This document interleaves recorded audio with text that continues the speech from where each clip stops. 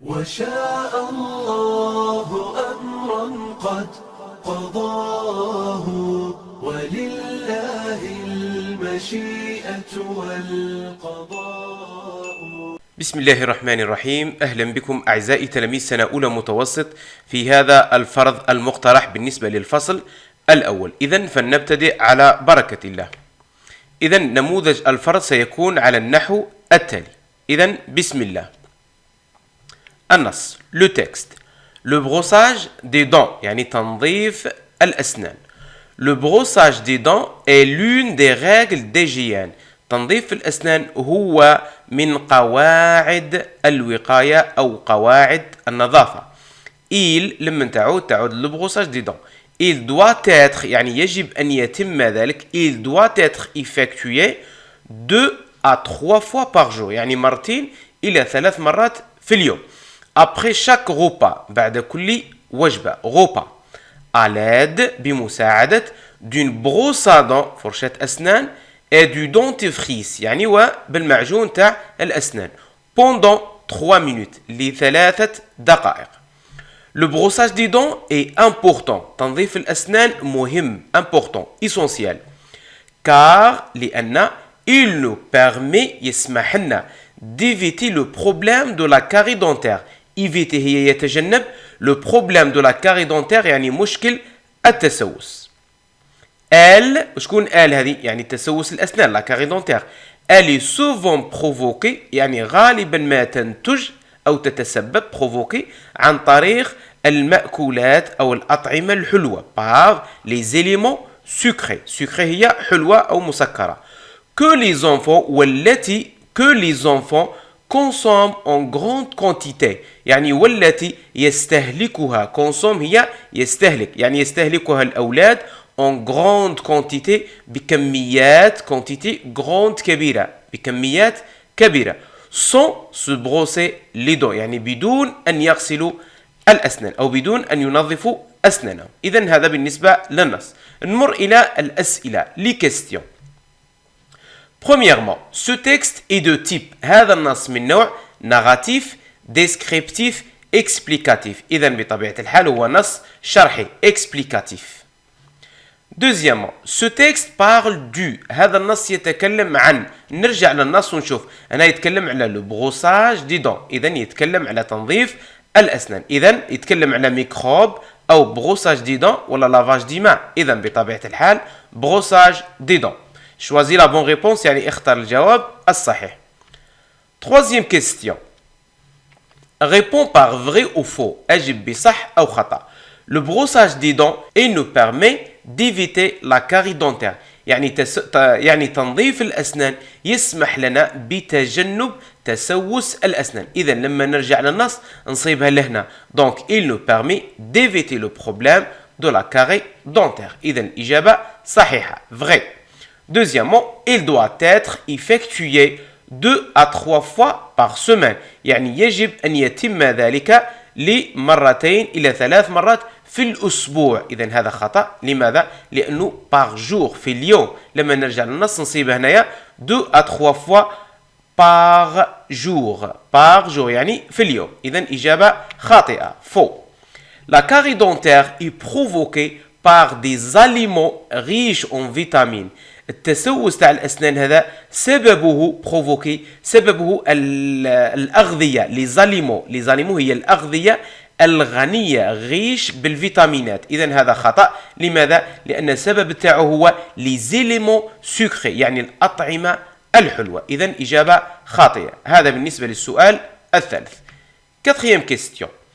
Complète le tableau suivant. أكمل الجدول التالي. إذن في الجداول هذه عادة ما تطرح يعطيك الفعل ويقول لك رجعوا لي إلى اسم النو أو العكس يعطي لك اسم ويقول لك رجعوا لي إلى فعل. إذن هذه طريقة سهلة. لو فيرب بروسي تنحلوا الأو آر هذا تحذفه وتضيف له آج بروساج. لسوء الحظ أنه هذا ما عندوش قاعدة يعني تعتاد على هذه الكلمات بروسي بروساج. لافاج هذا باش تحولوا الى فعل لازم تنحلوا السوفيكس اج هذا. اذا اج هذا نحذفه ونرجع له او ار لانه فيرب دو بروميير جروب. كونسومي نفس الشيء. اذا فيرب دو بروميير جروب نحذف الاو ار ونضيف له suffix ation. إذا consommation. نفس الشيء بالنسبة للفيرب شارجي، نحذف ال ER ونضيفه EM ENT. هذه الأفعال اللي تكمل بالجي عادة دائما ما يضيفوا لها EM ENT. اش عليهم الأفعال اللي يكملوا بالجي زيدوا لهم EM ENT. إذا chargement. إذا هذا بالنسبة للسؤال الرابع. Cinquième question. À qui renvoie إلى ماذا يعود les pronoms personnels هذه الضمائر souligné dans le texte. لما نرجع للنص نصيب هذا il، هذا هو لو برونو souligné. لما يرجع il doit وشكون اللي لازم نديروه؟ إذا هو لو بروساج دي دون. إذا il ترجع لو بروساج دي دون. أما آل هذه اللي موجودة في النص اللي سوفون بروفوكي، يعني غالبا ما تنتج وشكون هذه غالبا ما تنتج؟ إذا هو تسوس الأسنان، لا كاري دونتير. إذا الإجابة تكون لا كاري دونتير. إذا لما يعطيك ضمير مسطر تحته دائما أرجع للجملة اللي قبلها وحوس. نفس الشيء هنا آل، دائما أرجع للجملة اللي قبلها وحوس على الكلمة أو الجملة التي تعوض هذا الضمير. إذا السؤال السادس. Sixième question. Quel est le type de cette phrase؟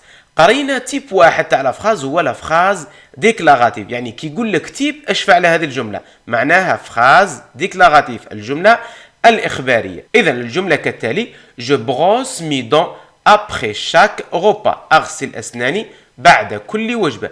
تبدا بالماجيسكول وتكمل بالبوان. اذا هذه فراز ديكلاراتيف. لو تيب دو سيت فراز اي ديكلاراتيف. transforme cette phrase à la forme négative. حول لي هذه الجملة اللي اعطاها لي إلى جملة منفية نيجاتيف. حنا عندنا لا فورم، عندنا يا إما affirmative يعني مثبتة، يا إما نيجاتيف يعني منفية. إذا الجملة كالتالي: je brosse mes dents après chaque repas. أغسل أسناني بعد كل وجبة. إذا باش تنفي نتايا الجملة بطريقة سهلة جدا تحوس على لو فيرب. وراه لو فيرب هذا عبارة عن ضمير، وهذه عبارة عن تكملة الجملة. هذا هو لو فيرب. لو فيرب دائما يجي بعد الضمير. إذا مادام لقيت لو فيرب ندير قبل النو وبعده البا، وهكذا نكون تحصلت على جملة منفية. أظن أسهل من هكذا ما كانش. Je ne brosse pas mes dents après chaque repas. Septième question. Relève dans le texte un adjectif qualificatif. استخرج من النص صفة. إذا الصفات كثيرة في النص. نأخذ على سبيل المثال grande. إذا grande quantité، كميات كبيرة. إذا هذه عبارة عن صفة. Huitième question. Mets au pluriel la phrase suivante. يعني هذه الجملة حولها إلى الجمع. pluriel هو الجمع. J'ai acheté des. J'ai acheté une. une هذه رجعها des. إذا j'ai acheté des. بروس هذه وش نزيد لها؟ نزيد لها اس دو بلوريال. ادون بلو ولا الصفه تاع اللون ايضا تحمل علامه الجمع، اذا نضيف لها اس دو بلوريال. اذا هذا بكل سهوله. السؤال التاسع. 9e question. Mets les verbes entre parenthèses au présent de l'indicatif. قريتوا لو بريزون اللي هو او اس او او ان اس او زد او ان تي. اذا عندنا الفعل لافي، واش دير نتايا؟ تنحلوا الاو ار وتضيف او. علاش ضفنا او؟ لانه مع الضمير جو نضيفوا او. نمر الى الجمله الثانيه مع الضمير نو. اذا بروسي هذه نحذف لها الاو ار ونضيف او ان اس. لماذا؟ لانه مع الضمير نو. حذاري ثم حذاري ثم حذاري. الافعال اللي يكملوا بالجي لما تجي تصرفها مع النو لازم تضيف لها او قبل او ان اس باش ما تقراش مونغو، لازم تقرا لنا مونجو. اعيد: الافعال اللي تكمل بالجي او ار لازم تضيف او قبل الاو ان اس باش تقرا لنا مونجو. والافعال اللي تكمل بالسي او ار تكمل بالسي ومن بعد الاو ار، السي هذيك نضيف لها لا سي دي. نضيف لها لا سي دي قبل الاو ان اس. راح نعطيكم مثالين. لاحظ هذه المثال. اذا هنايا عندنا مونجو ضفنا الاو قبل الاو ان اس، وعنا هنا عندنا الفعل افونسون ضفنا لا سي دي قبل الاو ان اس. اظن الفكره وصلت. لي ميدسان كونسيي. اذا نحذف الاو ار. لما نحذف الاو ار نضيفوا او ان تي. علاش ضفت او ان تي هنايا؟ اذا مادام عندنا لي معناها الاطباء جمع، اذا مادام عندي جمع هنايا انا نعوضوه بالايل افيك اس، ومع الايل افيك اس نضيفوا او ان تي. اظن انه الفكره واضحه. السؤال الاخير. relève dans le texte les noms des éléments suivants. استخرج من النص الاسماء العناصر التاليه. اذا لما نرجع الى النص نصيب هذه الاسماء. عندنا اون بروس ا دون فرشاة أسنان، دونتيفريس المعجون، وعندنا لا كاري دونتير اللي هو تسوس الأسنان. إذا نكتب هنايا دونتيفريس، بروس ا دون، وكاري دونتير. إذا بهذا نكون كملنا هذا الفرض.